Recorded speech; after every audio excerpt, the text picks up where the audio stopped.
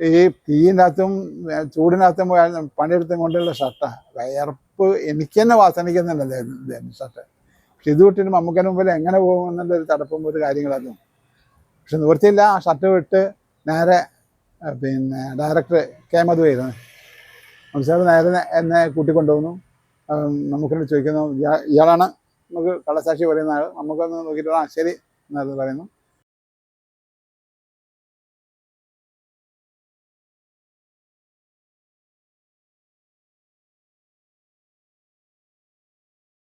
ഞാൻ ആദ്യം ചെയ്ത സിനിമ എന്നെനിക്ക് ഓർമ്മയിൽ വരുന്നത് പിന്നെ മമ്മൂക്കൻ്റെ കൂടെ ഒരു അഭിഭാഷകൻ്റെ ഡയറിക്കുറിപ്പ് എന്ന് പറയുന്ന സിനിമയാണ്. അതെനിക്ക് ആ വേഷം കിട്ടുന്നത്, ഞാൻ പറഞ്ഞത് ഞാൻ കോഴിക്കോട് പുതിയറ എന്ന സ്ഥലത്താണ് താമസിക്കുന്നത്. പുതിയറയായിരുന്നു ഹോട്ടൽ മഹാറാണി. ഈ ഹോട്ടൽ മഹാറാണിയിലാണ് കോഴിക്കോടുള്ള സിനിമാ സംരംഭങ്ങൾ മുഴുവൻ വരുന്നത്. അപ്പോൾ അവിടെ വരുന്ന പ്രൊഫഷണൽ എക്സിക്യൂട്ടീവ്സ്, അവിടെ സിനിമയായിട്ട് ബന്ധപ്പെട്ടുള്ള ആളുകളായിട്ട് എങ്ങനെയെങ്കിലും കാണാനും അവസരങ്ങൾ ചോദിച്ചുകൊണ്ട് നടക്കുന്ന സമയമായിരുന്നു. അപ്പം മഹാറാണി ആയിട്ട് ബന്ധപ്പെട്ട് അങ്ങനെ ഇരിക്കുമ്പോഴാണ് പെട്ടെന്ന് ഒരു എക്സിക്യൂട്ടീവ് എന്നെ വിളിച്ചിട്ട് പറഞ്ഞ അങ്ങനെ ഒരു വേഷം ഉണ്ടെന്നുള്ളത്. ഞാൻ തീരെ പ്രതീക്ഷിക്കാതെയാണ് ഷൂട്ട് ക്യാമറയൊക്കെ വെച്ച് കഴിഞ്ഞാൽ ശേഷമാണ് പെട്ടെന്ന് എന്നോട് പറയുന്നത്. അപ്പോൾ എൻ്റെ ഒരു ഡ്രസ്സും കാര്യം ഇതൊന്നുമില്ല, ഒരു കള്ളസാക്ഷി പറയാനുള്ള വേഷമാണ്. ഒരു കള്ളസാക്ഷി പറയുന്ന വേഷമാണ് അതിൻ്റെ അകത്ത് അഭിഭാഷകൻ്റെ ആയിട്ട് കൊടുക്കുന്നത്. എനിക്കൊന്നും കാണാൻ കള്ളൻ കുഞ്ഞിരാമൻ എന്നാണ് അതിൻ്റെ അകത്തുള്ള എൻ്റെ ക്യാരക്ടർ പേര്. അപ്പം അതിന് പറ്റിയ ഡ്രസ്സ് നോക്കിയിട്ട് എൻ്റെ കയ്യിലില്ല, അവിടെ വേറെ കോസ്റ്റ്യൂംസിൻ്റെ കയ്യിലുമില്ല. അപ്പം എവിടുന്ന് പെട്ടെന്ന് അവിടെ നമ്മുടെ ഇത് നടക്കുന്നുണ്ടായിരുന്നു, ക്യാൻറ്റീനിലെ വെപ്പ് പണിക്കാരൻ്റെ അടുത്ത് പോയിട്ട് ഭക്ഷണക്കാരൻ ഓടിപ്പോയി കണ്ട് അയാളെ ഷർട്ട് വാരി എടുത്തിടിച്ച. നേരാണെങ്കിൽ ഈ തീയിനകത്തും ചൂടിനകത്തും പോയാൽ പണിയെടുത്തും കൊണ്ടുള്ള ഷർട്ടാണ്. വിയർപ്പ് എനിക്ക് തന്നെ വാസനിക്കുന്നുണ്ടല്ലോ ഷർട്ട്. പക്ഷെ ഇത് വിട്ടിട്ട് മമ്മൂക്കന് മുമ്പിൽ എങ്ങനെ പോകും എന്നുള്ളൊരു തടപ്പും ഒരു കാര്യങ്ങളതും. പക്ഷെ നിവൃത്തിയില്ല. ആ ഷർട്ട് വിട്ട് നേരെ പിന്നെ ഡയറക്ടർ കെ മധുവായിരുന്നു. സാർ നേരെ എന്നെ കൂട്ടിക്കൊണ്ടുപോകുന്നു. നമുക്കിനോട് ചോദിക്കുന്നു, ഇയാളാണ് നമുക്ക് കള്ളസാക്ഷി പറയുന്ന ആൾ, നമുക്കൊന്ന് നോക്കിയിട്ട് ആ ശരി എന്നത് പറയുന്നു. അങ്ങനെ കള്ളസാക്ഷി പറയുന്ന സീനിലേക്ക് വന്നു. അതിൻ്റെ കള്ളസാക്ഷി പറയുന്നത് എന്താ വെച്ചാൽ, ഞാനൊരു കൊലപാതകം കണ്ടു. അപ്പോൾ അത് കാണുന്നത് എവിടെ നിന്നാണ്? രാത്രി തെങ്ങിൻ്റെ മുകളിൽ നിന്നാണ്. അതെന്തിന് തെങ്ങുമ്പോൾ കയറി നോക്കുമ്പോൾ സാർ ഞാൻ തേങ്ങ മോഷണക്കാരനാണ്. അപ്പം ഈ മോഷണം പറയുന്ന ഒരാളെ കൊണ്ടാണ് സാക്ഷി പറയിപ്പിക്കുന്നത്. അതായിരുന്നു ആ കഥയുടെ പ്രത്യേകത ഉണ്ടായത്. ഇപ്പം ആ സമയത്ത് തന്നെ ആയിരുന്നു ഏതാണ്ട് സത്യനന്ദിക്കാടിൻ്റെ എന്നും നന്മകൾ എന്ന് പറഞ്ഞ സിനിമയാണ്. അത് ഏതാണ്ട് ഒരേ സമയത്ത് തന്നെയായിരുന്നു. എന്നും നന്മകൾ സിനിമയാണ് പിന്നെ ഒരു ഇതേമാതിരി തന്നെ ആദ്യമായിട്ട് ഫിലിം സിനിമേൻ്റെ ക്യാമറയുടെ മുമ്പിലേക്ക് വരുന്നത്. അപ്പം അതിനകത്ത് കണ്ടക്ടർ വേഷമാണ്. ഞാനത് ശ്രീനേട്ടൻ്റെ വീട്ടിൻ്റെ അടുത്തുള്ള സ്ത്രീയും ശ്രീനേട്ടനും കൂടി പിന്നെ അവരുടെ കുട്ടീനെയും കൊണ്ട് ഗുരുവായൂരിലേക്ക് പോകുന്നു. അത് മടങ്ങി വരുന്ന അങ്ങനത്തെ സീനാണ്.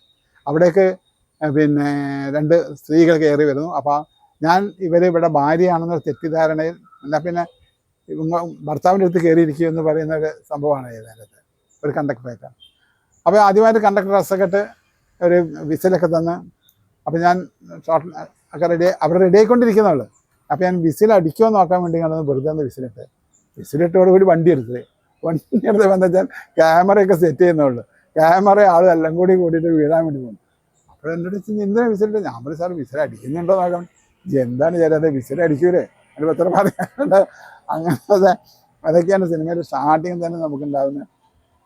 പിന്നെ കുറച്ച് കാലം കഴിഞ്ഞപ്പോൾ പിന്നെ ഞാൻ ക്യാമറയെ കുറിച്ച് ഇതിനെക്കുറിച്ച് കണ്ടും എല്ലാ സ്ഥലത്തും പലതും വായിക്കുകയും മനസ്സിലാക്കുകയും ചെയ്തുകൊണ്ട് ഇങ്ങനെ എനിക്ക് ഇപ്പോഴുള്ള സിനിമ എന്ന് പറയുമ്പം അന്നത്തെ സിനിമയും തമ്മിൽ ഒരുപാട് വ്യത്യാസമുണ്ട്. എൻ്റെ അനുഭവത്തിൽ വലിയ ഇതൊന്നും അല്ലെങ്കിലും അന്ന് പിന്നെ ഫിലിം ഇങ്ങനെ ഓടിക്കൊണ്ടിരിക്കുമ്പം ക്യാമറയ്ക്ക് ഒരു ശബ്ദം ഉണ്ടാകും. ഇപ്പം നമുക്കൊരു ക്യാരക്ടർ തന്ന് ഡയലോഗ് പഠിച്ചിട്ടുണ്ടോ ഇല്ലേ ഉണ്ടാവില്ല എന്നുള്ള ധാരണയിൽ ഇങ്ങനെ ഇരിക്കുന്ന സമയത്ത് ഡയറക്ടർ ഓക്കെ റെഡിയല്ലേ ഷാർട്ട് ആക്ഷൻ എന്ന് പറയുന്ന സമയത്ത് നമുക്ക് ഈ എന്ന് പറഞ്ഞ ശബ്ദം നമ്മുടെ മനസ്സിനങ്ങനെ വല്ലാതെ ആവശ്യം. കാരണം എന്താ വെച്ചാൽ ഫിലിമാണല്ലോ അത് ഓടിക്കൊണ്ടിരിക്കുന്നത്. അന്നത്തെ ഫിലിം എന്ന് പറഞ്ഞാൽ ഭയങ്കര വിലയാണ്. ഒരടി ഫിലിമിനൊക്കെ 1000 രൂപയാണ്. അപ്പം അത് എങ്ങനെ വീണ്ടും എടുക്കാമെന്ന് പറയുമ്പോഴൊക്കെ നമ്മുടെ മനസ്സ് തളരും. കാരണം വെച്ചാൽ അത്രയും ഫിലിം വേസ്റ്റ് ആകുമെന്ന് ഞാൻ കാരണമാണല്ലോ എന്നുള്ളൊരു ധാരണ നമുക്ക് മനസ്സിലുണ്ടാകുന്നതിനെ കൊണ്ട് ക്യാമറ സ്റ്റാർട്ട് ചെയ്യുമ്പോൾ തന്നെ നമുക്ക് ഭയങ്കര ടെൻഷനാണ്. ഞാൻ മറിച്ച് ഇന്നിപ്പോൾ അങ്ങനെയല്ല. ഇന്നിപ്പോൾ നമുക്ക് ക്യാമറയ്ക്ക് ഇഷ്ടംമാതിരി മാച്ച് അത് ഇതാക്കി കണ്ട് വീണ്ടും വീണ്ടും വീണ്ടും റെക്കോർഡ് ചെയ്യാവുന്ന പിന്നെ ഡിജിറ്റലൊക്കെ ആയതോടുകൂടി അതിൻ്റെ ടെൻഷൻ മാറി. അതുകൊണ്ട് തന്നെ അതിന് വേറെയും കുറേ പ്രശ്നങ്ങളുണ്ട്. കാരണം എന്താ വെച്ചാൽ അന്ന് നമുക്ക് പിന്നെ ഒരു റീല് ഒരു സീൻ എടുക്കുന്നുണ്ടെങ്കിൽ അത്രയും റിഹേഴ്സൽ ചെയ്യും. കാരണം എന്താ വെച്ചാൽ ഫിലിം വേസ്റ്റ് ആവരുത് അത്രയും. അപ്പം അത്രയും നമ്മൾ ഏതാണ്ട് ഇയാൾ തെറ്റൂല, അതും എല്ലാ മൂവ്മെൻറ്റും എല്ലാം റെഡി ആവും എന്ന് തോന്നിയാൽ മാത്രമേ ഉള്ളൂ ക്യാമറ ചലിപ്പിച്ചുകൊണ്ട് ആക്ഷൻ പറയാം. പക്ഷെ ഇപ്പോഴങ്ങനെയല്ല. ഇപ്പം നമ്മൾ ഓരോ സാധനം ചെയ്തു നോക്കുക. ഈ മൂലക്കൊന്നും ചെയ്ത് നോക്കും, ആ മൂലക്കൊന്ന് അതേ ഡയലോഗ് അതേമാതിരി തന്നെ ചെയ്യും, അതേമാതിരി ബാക്കൊന്ന് ചെയ്യും, അതേമാതിരി സൂം ചെയ്തുകൊണ്ട് ചെയ്യും, അതേ ഡയലോഗ് തന്നെ പിന്നെ സജഷൻ വെച്ച് ചെയ്യും. അങ്ങനെ ഒരുപാട് ടേക്കുകൾ എടുത്തിട്ട് ഒരേ സാധനത്തിന് ഒരുപാട് ടേക്കുകൾ എടുത്തിട്ട് അതിനകത്ത് വേണ്ടുന്ന കുറേ സാധനങ്ങൾ എഡിറ്റേഴ്സ് തിരഞ്ഞു വെക്കലെടുക്കുക. അങ്ങനത്തെ ഒരു മെത്തേഡിലേക്ക് മാറിയെന്ന് എനിക്കുണ്ട്. അപ്പം നമുക്ക് ആക്ടറെ സംബന്ധിച്ചിടത്തോളം ഈ കണ്ടിന്യൂറ്റി പ്രശ്നങ്ങൾ ഓർക്കുക എന്ന് പറയുന്നത് ഓർത്ത് വെക്കണം പ്രത്യേകിച്ചിട്ട്. കാരണം എത്രയായാലും അസിസ്റ്റൻ്റ് ആക്ടേഴ്സിനൊന്നും പെട്ടെന്ന് ഓർക്കാൻ പറ്റില്ല.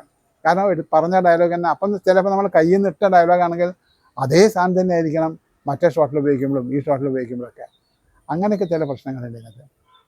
അങ്ങനെ ക്യാമറകളും മാറുന്നതോടുകൂടി അതിൻ്റെ പല പല സംഭവങ്ങൾ മാറിക്കൊണ്ടിരിക്കും. പണ്ട് ഞാൻ ഒരിക്കൽ വായിച്ചിട്ടുണ്ട്, നമുക്ക് നല്ല കവിതകളും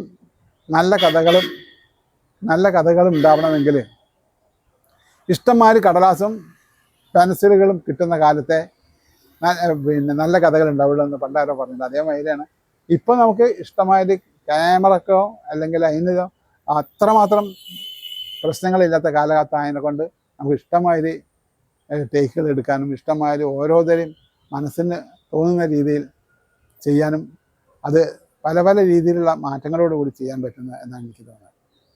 അങ്ങനെ നമുക്ക് ഇനിയും ഇത് എത്രത്തോളം ലാഘവത്തോടു കൂടി ചെയ്യാൻ പറ്റുന്നോ അത്രത്തോളം നമുക്ക് പുതിയ പുതിയ ഐഡിയകൾ വരികയും പുതിയ പുതിയ രീതിയിലേക്ക് സിനിമ പോകും എന്നുള്ള കാര്യം തീർച്ചയാണ്. അങ്ങനെ നമുക്ക് പുതിയ പുതിയ ഡയറക്ടേഴ്സ് ഉണ്ടാവണം, പുതിയ പുതിയ കഥകൾ ഉണ്ടാവണം, അതിനോട് അനുയോജ്യമായ കഥകൾ ഉണ്ടാവണം.